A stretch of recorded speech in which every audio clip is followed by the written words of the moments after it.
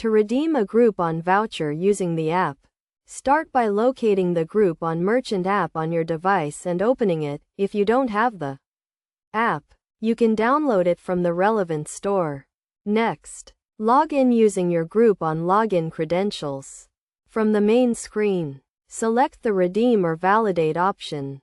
You can then choose to redeem the voucher by either scanning the barcode or entering the voucher code manually. If scanning the barcode, use your device's camera to capture the code.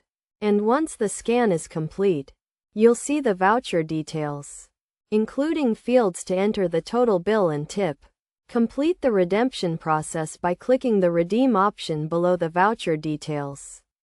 Alternatively, if you prefer not to scan the barcode, you can choose to enter the code manually. Simply enter the security code provided by the customer and follow the subsequent steps to finalize the redemption. By following these steps, you can easily redeem Groupon vouchers through the app.